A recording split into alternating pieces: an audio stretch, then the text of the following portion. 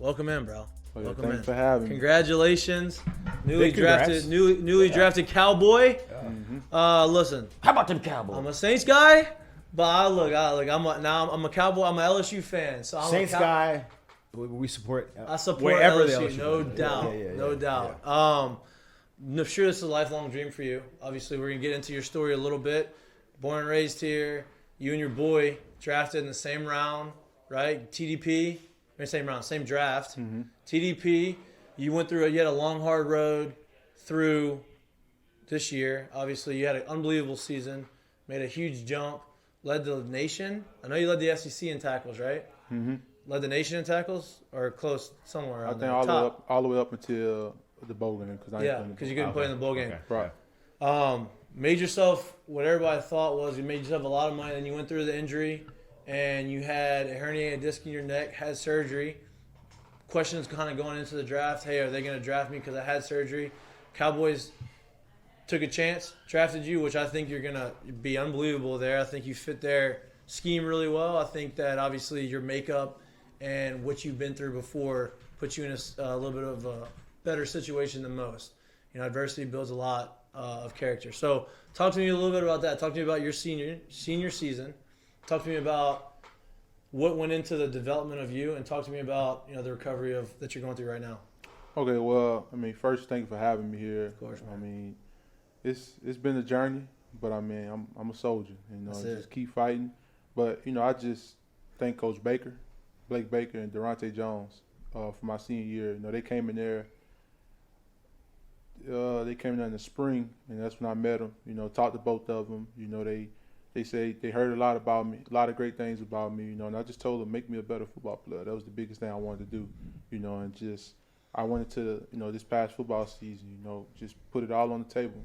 And each game I just went out there and gave my all. And Coach Baker said all the time, just be where your feet are. But I can't take all the credit for myself, Okay, I was the one going out there and doing it, but it was the behind the scenes, meeting with Coach Baker, doing things with Coach Jones like that. They got me to, where I am today. What were some of the things that they did to make you allow you to make that jump? Oh, well, Coach Jones, he's an NFL guy. He's back, with the Minnesota Vikings right now anyway. So he's an NFL guy. So him bringing the NFL pro style defense to LSU, it really helped, help the guys along with myself. He just, you don't make things complicated. You don't make things harder than they need to be. You know what I'm saying? We play defense. Right. You just, okay, you gotta go out there and do the right thing. You gotta have the right coverage. But he put us in pretty good situations. Everything wasn't good about last year, but for the most part, you can shine a bright light on last year. What was the draft process like? How did the Cowboys become a thing, and when did you know that they were probably going to take you? The only time I met with the Cowboys at the combine, that was one of my official meetings that I had. And it was a really good meeting that I had with them. I had all the confidence going into the combine. I knew everything happened for a reason. I from me going to California training and all the way up until the combine. I went to California, started training, and I had to go to the Senior Bowl. And then I went back trained for like another 2-3 weeks, and then had to go to the combine. Everything that on the field things and all the testing things, we did everything back at Proactive. That's the shirt I have on right now. We did all those things. So those guys back in Proactive put everyone that trained there in a good position going into the combine. When Durante Jones got the job, you say he's an NFL guy, right? So one of the biggest jumps from obviously I played professional baseball. I didn't play football, but he has friends. He played football here at LSU. Mm-hmm. We have friends that have made the jump, done both. The biggest thing that everybody has talked to us about is the speed of the game. One, but two is understanding and it being like cerebral, more in the mental part of the game than anything, right? And right. Did he bring in, looking at film and understanding schemes and understanding tendencies and what teams? That's a hard thing to learn. Did he bring some of that into the scheme, and did he help you learn how to make that transition into NFL? Most definitely, man. Every meeting we had, we used to have a team meeting, and then we go to offense and defense. Every meeting, different days we had different scenarios. So every time we had our defensive meeting, he had everything. They had everything broke down on the board.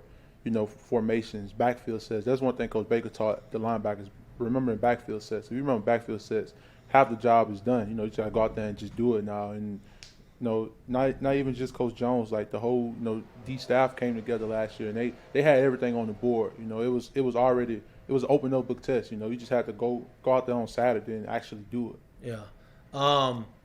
How's the recovery going with the neck? Obviously you said it's a 6-month recovery. You're going on month 2, I guess now. How's the recovery going? How do you feel? And when do you anticipate, being able to be full go? Well, I take it one day at a time. I don't rush the process. I'm planning. I want to play this year. That's the biggest thing. I do want to play this year, but it's a slow recovery process. One thing Coach Baker always said, be where your feet are. So I just take it one day at a time. I'm not thinking, 6 months from now. Like I'm not thinking too far down the line. Like I'm just really just focusing on one day at a time. But I feel good. I feel like if I had to go play a football game right now, I really could go out there and play. Hey, I really go. I really do feel good, but it's just everything happened for a reason. That's why I tell myself all the time. Everything happened for a reason. God got me this far, so He wouldn't leave me now. As far as for the recovery is going, like every injury you recover, there's their ups and downs through the process. How do you approach the days where whether you wake up or you go through the rehab and stuff, and it's not necessarily feeling great? How do you approach that mentally to be able to overcome that hurdle and move yourself, like you said, to the next day? Well, so I know when I first had my surgery, I had my surgery out in California, and then I came back here. So for the first 2 weeks, like I was at home doing nothing. Right. I was at home just and you probably should have been. Yeah, laying at home, like just doing nothing. Just being in the house by myself. Right. And sometimes it was hard. I'm sitting there watching TV. That's all I do. Like ever since I started, like in high school, you had summer workouts. You had different things like that every day. So I was not used to being at home all day. So that was the most challenging part. But the biggest thing I did every day, I just woke up no matter what. I read my word. Every day, just read the word. I got even closer to God than when I am already. And I kept reading every day. And you just gotta keep thinking positive, because when you have a negative mindset, like nothing but negative things gonna come to your head. I had to tell myself, okay, some days, I had a negative mindset, but everything happened for a reason. And I'm just glad that they found it at the combine. Because I could have been, playing on the field and got hit the wrong way or hit someone the wrong way, and that could have been the end of my career. So that's why I keep saying, everything happened for a reason. But to answer your question, it's some days better than others. Of course. And even when, some days I'd be like, man, I don't know if I feel like doing this. I don't know if I want to do it. I just think about it all the time, man. If you want to go back to doing what you love to do, you got to put the work in, and that's what I tell myself all the time. Just keep putting the work in, because I want to get back on the field like real soon, ASAP. Yeah. And I know if I take a day off, that's setting me back. Yeah. So that's the thing that's keep going in my head. It's cool. It's cool to understand, and for you being a young man to understand that an idle mind is, it's real close to the devil. So No for doubt. you to be able to sit there, read, get closer to God, get into the Bible, and understand that if I got to keep myself busy right now, because that is the easiest way to have your mind go astray to things in places where you don't ever want to be or need to be. So that's pretty cool. Like everybody wants to get there, but not everybody wants to put the work in to get there, right? Yeah. And to hear that you are, because look, it's hard going through injury and recovery, and mentally it's hard. And work comes in different forms, like you said. You're at home for 2 weeks and you can't do nothing. The work is to stay mentally active. There you go. Yep, no doubt. Look, I was going to ask, obviously you said they found the injury in the combine. Did you ever feel like anything was wrong with you during the season? Did you feel like you were hurt at all, or is it just... the only thing... It's crazy. I was having stingers, but I'm thinking of that's it ball. like... That's football. That's football.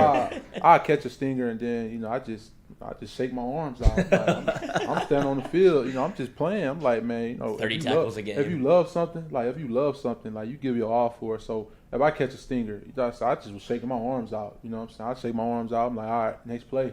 And LSU, they did something good for me by, sending that to the combine. They have to send you a medical report. So I'm glad that they did do it, that we found it, because if they didn't, I would have been out there playing, and I would have hit someone the wrong way or got hit the wrong way, and then that could have been the end of my career. Right.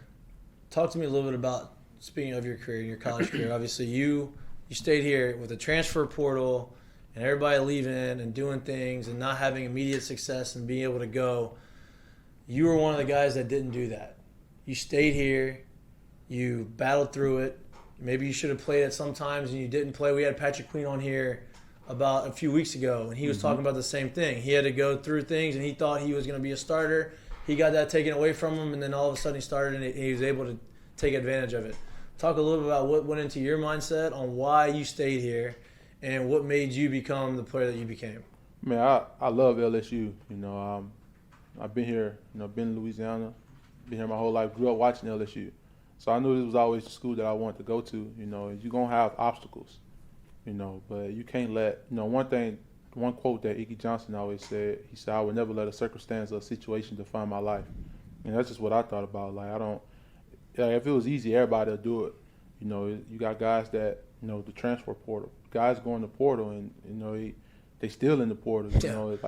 If it's, like I said, if it's easy, everyone to do it, but God gives the toughest task to the strongest soldiers. You just you go through everything for a reason because it's greater good on the back end. So it was a dark patch when I was here. I had a rough patch. Everyone does. But it's all about how you bounce back and respond. So when I had a rough patch, I just it was tough. Yeah. It was tough, but. I wasn't weary. You can't quit. Have you always had this mindset? Because you have the things that you're saying and how you're saying them is something that is not very many people understand, and not very many people have that type of mindset.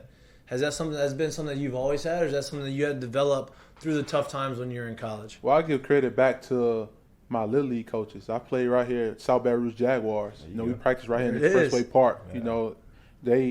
They taught me how to play football, taught me all the things. And to this day, I still talk to those guys, and it was, you develop that into you. But as I got older, when you get older, when you playing football as a child, it's like something to keep you doing, keep you busy. Right. But as I got older, and I got better and better at playing football, that's when the mindset came in.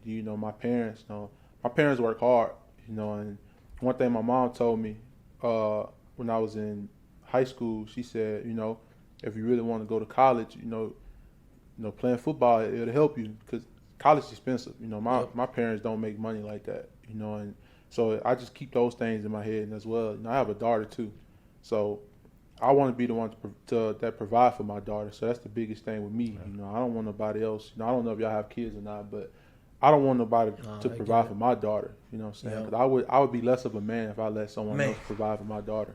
What you're saying to me right now is not many people think that way. Wise beyond his years. No doubt. You are going to, just that mindset and just the way you think is going to give you success. You're going to be a 10, 15-year guy in the NFL because of that. You know what I mean? Obviously the physical tools are on there. That's obvious. Run sideline to sideline. When you touch somebody, they're getting tackled. But you don't miss any tackles. It's funny, though, because it's you hear him speak, and it almost, if you think about watching him play, it almost comes out literally how he plays. You don't run sideline to sideline if you don't think this way. Yep. You shut it down. No doubt. You don't chase the plays. You don't chase the plays the way he does. And it makes a whole bunch of sense watching you play, just listening to you talk a little bit about it.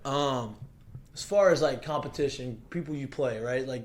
You're a very high level thinker, right? You think you have your perspective and your mindset is at a different level than most people. So people that think that way, they like to play against the best and compete against the best. And the better the player, the better they're going to play because their game has to rise to that level. Who's one of the guys that you like to play against the most in college, and who was the guy that, when you saw them, hey, we're playing them, it wasn't a team, it was I can't wait to go against that guy?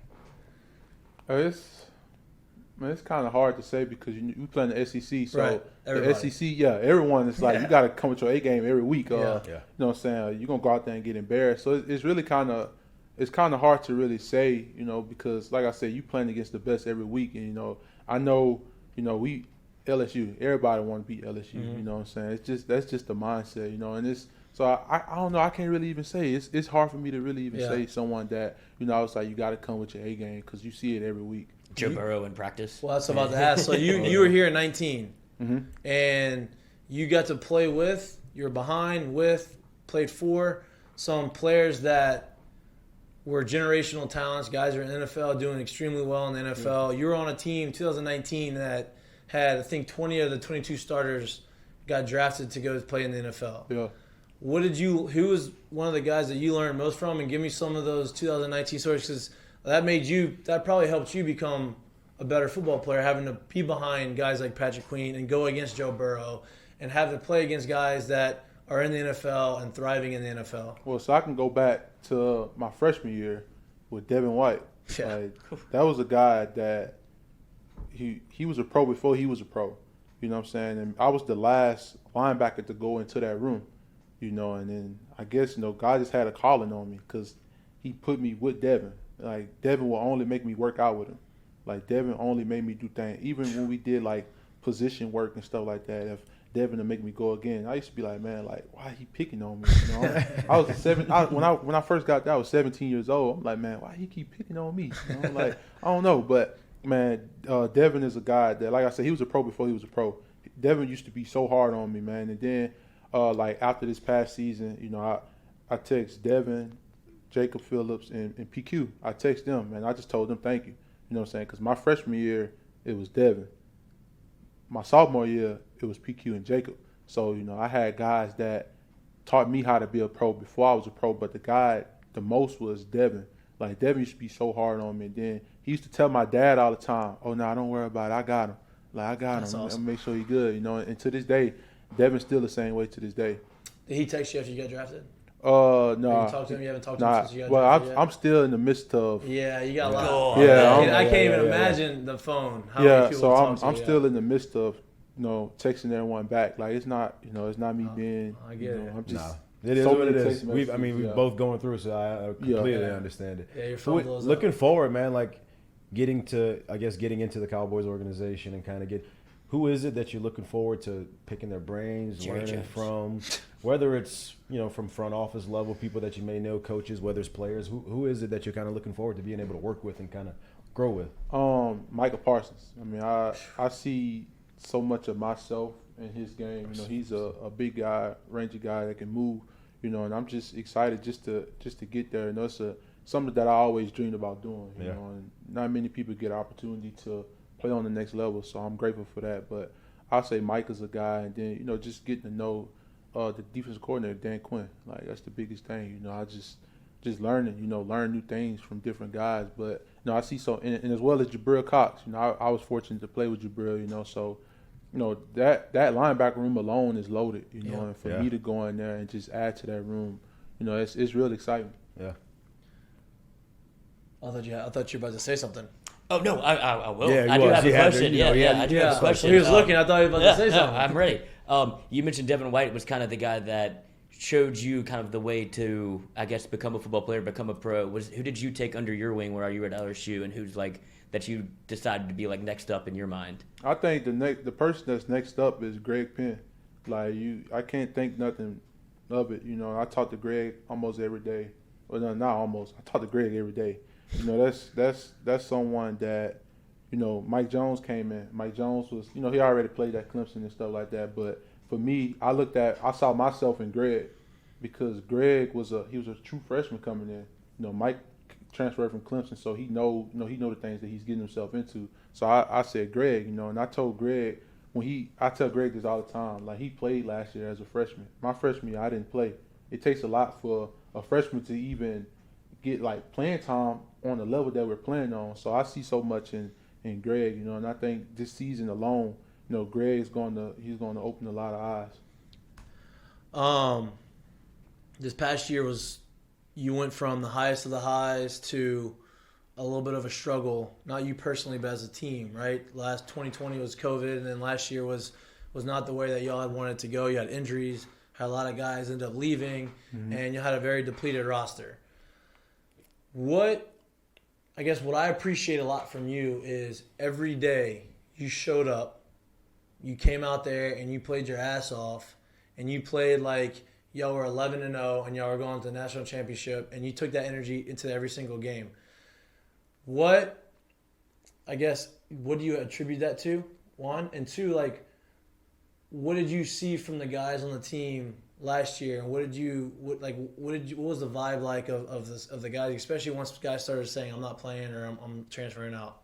I mean, to me, it's want to, and the mindset. You know, if you have a timid mindset, then it ain't too good for you. Like my mindset is, I'm the baddest person on this field. Like that's just the mindset that I have. You gotta have that mindset because I said, like you said, we playing in the SEC. You know, you gotta bring that A game. You know, every week. You know, and I mean, yeah, it was. You know, it was rough. It was rough. You know, the COVID year as well as this past year. But I also knew that I had guys that was looking up to me. You know, I wore the number 18, so I know what that means. You know what I'm saying? Like, guys going to be looking at you for answers.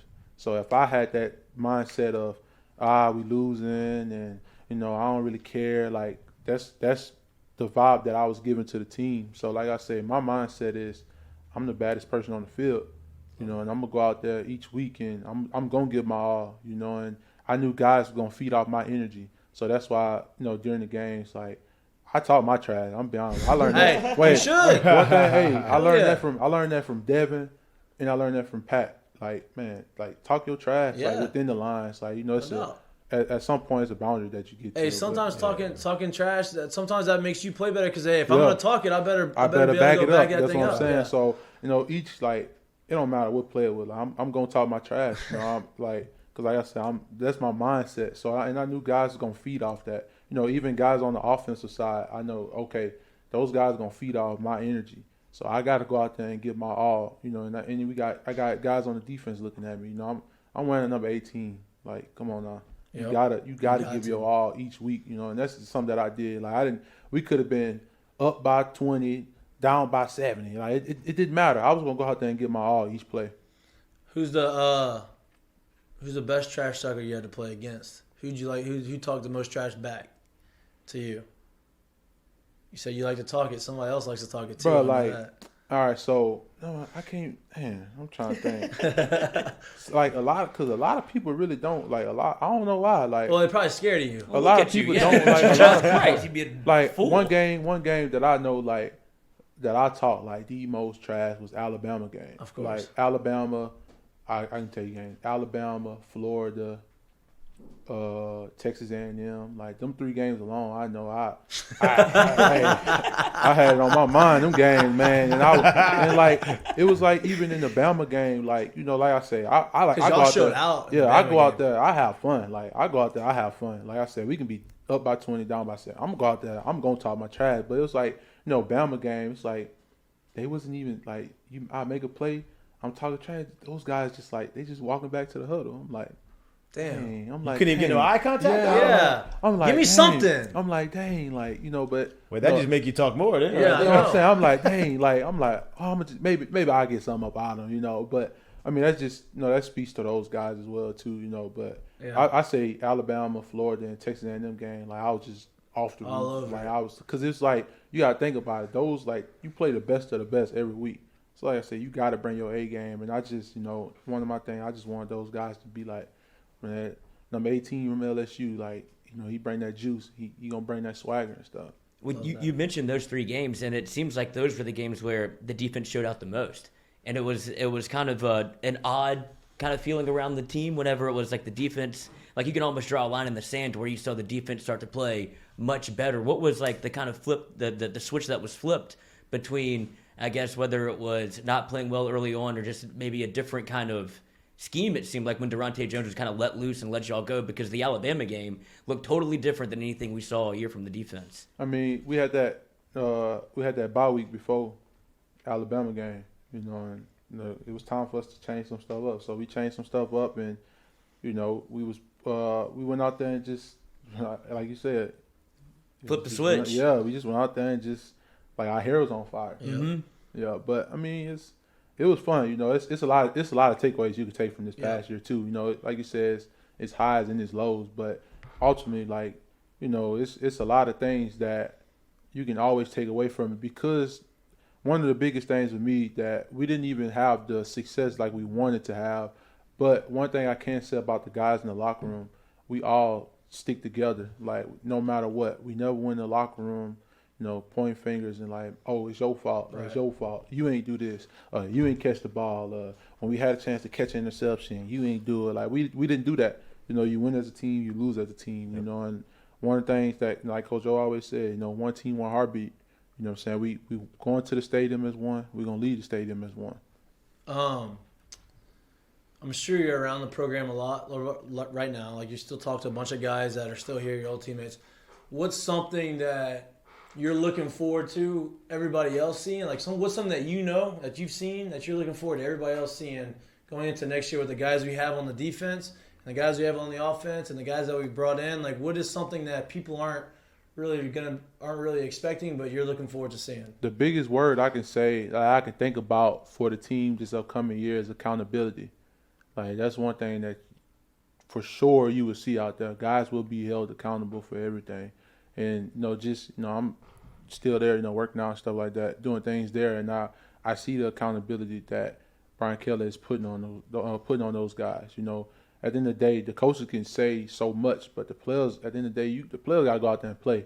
The coaches can only do so much. So, that's the biggest thing that this upcoming season that you'll see is accountability. Guys being held accountable for everything. What goes into choosing the 18? Does all the former 18s get have a vote on it, or is it a coach's decision? Or I know one person that have a lot to do with it is Jack Marucci. He's a guy Jack been there. He's been there for a minute, And, he acts in Cox Communication Building for student athletes. Those people, he'll ask the people in the cafeteria. It's all about the standard of LSU. And that what all comes to the number 18, being the standard, being a good person on and off the field. And I meet those criteria. I'm not a guy that, it don't matter. You can be a cafeteria worker, you can be a janitor, you can be someone that helps me in Cox. Everyone is still people. You treat everyone how you want to be treated. That's the golden rule of life. Yep. And I don't look down on no one because I know at some point that's somebody's mama, that's somebody's dad. Those people are someone too, and those people just doing their jobs. Why? So they can feed their family. So that's just how I don't look down on no one. Your perspective is on a different level. Right. Oh well, I was gonna ask you. You mentioned championship mindset a little bit. Obviously, you get to play in 2019. When did you know that y'all might have been a little bit different and could win a championship? And then fast forward to the SEC championship, you get a start because Michael Divinity's out. And take me into kind of leading up to that moment whenever you're like, I'm gonna play in the SEC championship. Yeah, so the 2019 year, I was playing inside and outside linebacker. Mm-hmm. That was fun, but after we just had won the New Year's Six Bowl, we had just won the Fiesta Bowl in Arizona, and then we didn't lose that many guys. I think we lost, two guys. I think Devin and Greedy was the only two guys. Devin wanted to come back. That's what I'm saying. I think Devin and Greedy was the only two guys that I think we lost on the defense. Joe came back. You had all those guys that came back, and we just went into the off season. Everyone knew the standard. Everyone knew we have a special team. Everyone knew that just put the work in. The standard was, all right, we're going to get the national championship. We're winning that this year, and everybody went to work. It was on the weekend. Guys was up there on their own doing things. The coach used to have to put us out of there because you had guys up there doing things on their own on the weekend and stuff like that. And like Pat said, that one fight that Joe had. Where were you in the scrum, dude? Hey, one thing when we at practice. When it's purple versus white, we was on the purple team, we on the away sideline, and the offense was on the home sideline, defense on the away sideline. So when you go out there, best believe if one purple jersey is out there fighting, we're all going out there. That's just how it is. It's a friendly competition, yep. But that's something that you leave that stuff on the field though. You don't go in the locker room with that. If you go in the locker room, you laugh about it. That's just showing you the guys that you have because everyone's passionate about football and wanting to win. So I'll probably say that moment right there alone when I was like, man, we got us a special team. It's just that number 9. Just Joe alone showed the savvy that he had in him because he had just gotten into the play before with Jacoby. Next play, him and PQ start fighting.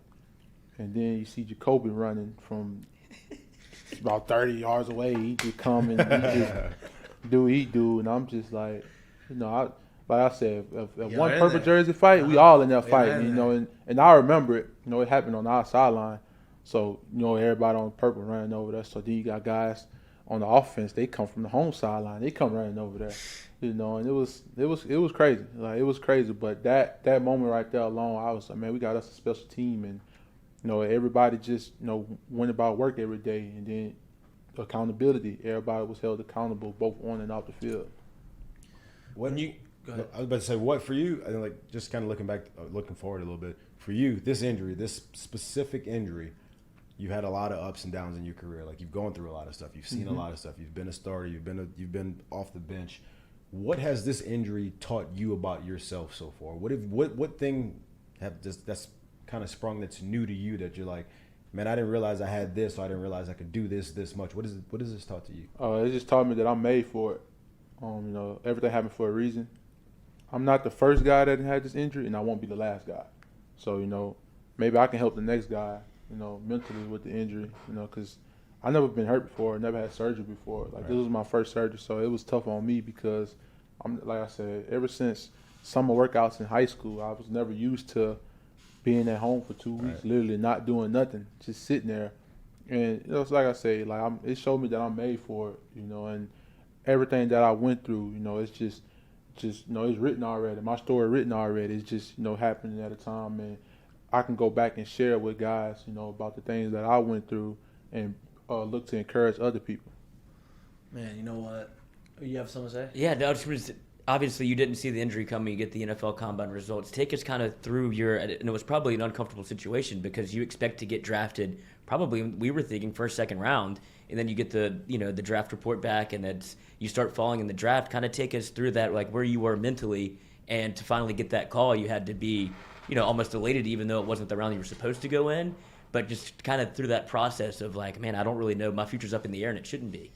I mean, yeah, after the season, this past season that I had, it was no doubt in my mind that you got snubbed from the buckets. Hey, everything happened for a reason. That's a good answer. I'll say it for you. It's bullshit. There's no doubt in my mind that I wasn't the best linebacker this past year. I mean, of course, everybody have their up and downs, but one thing I can say, like I went out there every play and I gave my all. And going into the combine, I didn't think this was gonna happen. I went into the combine knowing that I'm the best linebacker. About to show out. Yeah, and I'm about to go out there and do what I do. So I understand the medical side of it. But I mean, I found out right before I had to go out there and perform.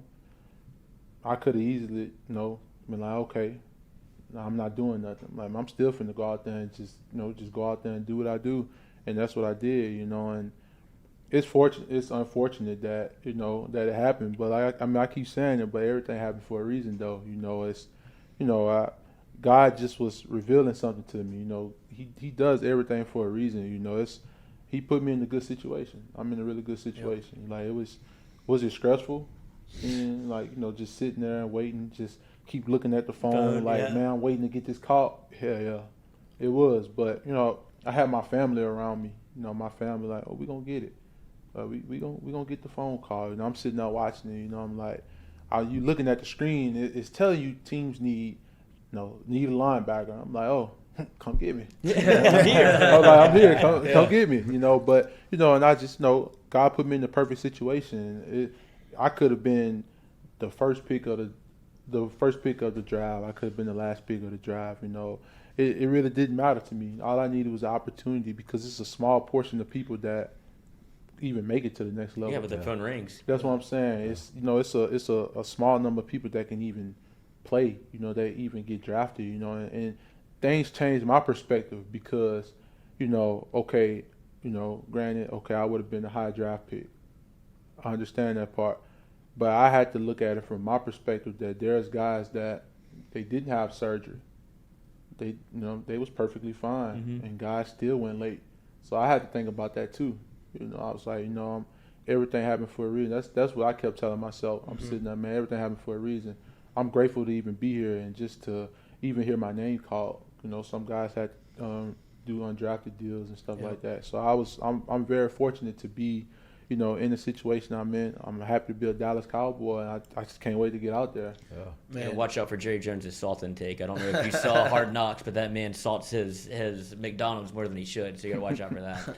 I'm Hey. looking forward to it. your perspective and your mindset and the way you go about things. I've always been a fan of yours. I've always known that you're going to have a lot of success.